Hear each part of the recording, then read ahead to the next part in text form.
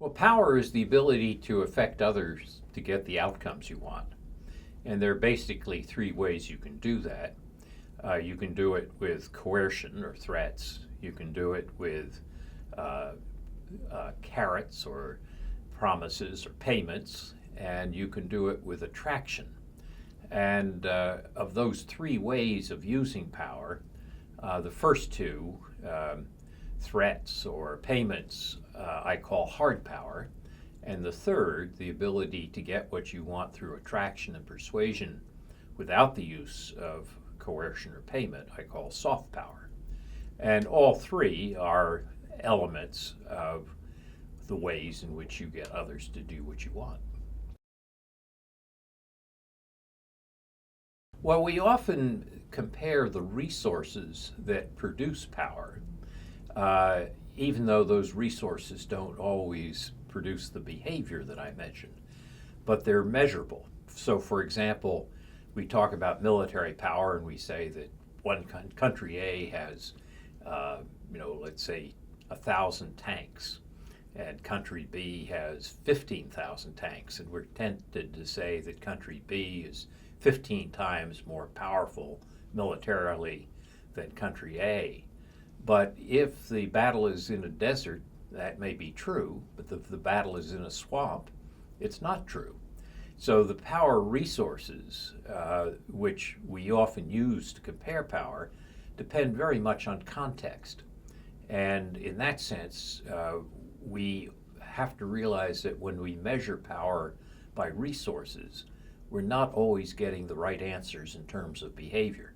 So very often there's a gap between power measured as resources and power observed behavior on getting the outcomes we want. China is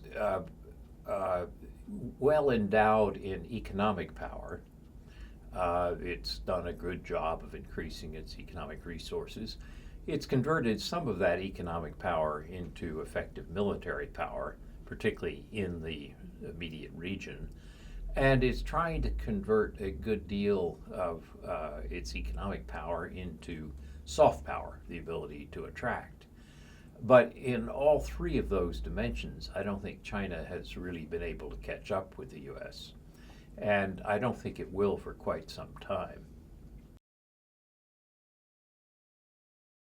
If there's been a great deal of exaggeration of Chinese economic power, when China was growing at 10% a year and the US at 2% a year, everybody said China would have a larger economy than the US by 2020. Now that China's growth rate is probably closer to 6%, or perhaps even less, and the US is growing about 2.5%, people say, well, that may be 2030 or 2040. But even if that's true, that China has a larger economy than the US, it won't be higher or equal to the United States in per capita income, which is a way of measuring the sophistication of an economy. So I think there's been an exaggeration of Chinese economic power. Doesn't mean it's not significant. It's very significant, but it doesn't mean that China's equal to the US. And if you talk about converting that into military power, the Chinese have quite some distance to go. If you look at the global military power, they don't have that global power projection capability that the US has, nor do they have the experience of combined forces and the experience in warfare.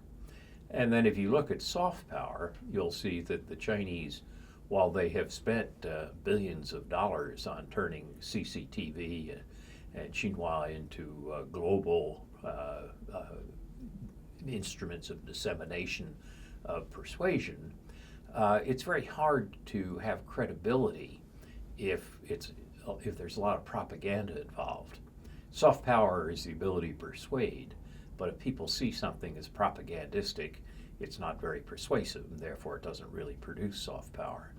So polls that have been taken in Southeast Asia, but around the world, have showed that China is not as attractive as the U.S., with perhaps one exception, which is the Middle East, where the U.S. policies are are not very attractive for a variety of other reasons. Well, I think if you take a long enough perspective, you'll see that power is shifting from Europe and North America toward Asia. If you look at the world in, let's say, 1800, Asia was basically, maybe 60% of the world's population and about 60% of the world's economy. By 1900, that had changed dramatically, with Asia being still the same percent of the world's population, more than half, but only about 20% of the world's economy. And that's not something that happened in Asia, it's something that didn't happen, which was the Industrial Revolution, which occurred in Europe and North America, which led to this gap. But I would say that in the latter half of the 20th century and in the beginnings of the 21st century, we're seeing something which will approximate Asia having the similar proportions of the world's population and the world's economy. This has been most dramatic in China, but it's now beginning to spread to India as well. And so that does lead to a long-term power shift, if you want, from west to east. It's particularly affecting Europe, which is suffering a demographic decline, less than the United States, which is because of our immigration policies, we're able to keep our share of world population.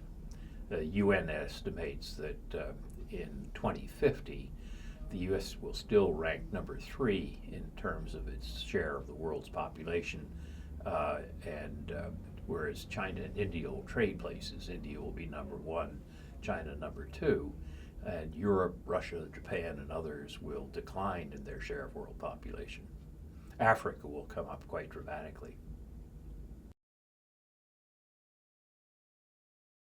Information technology means that the narratives that we use and the ability to get our stories across to attract others and persuade others becomes more important.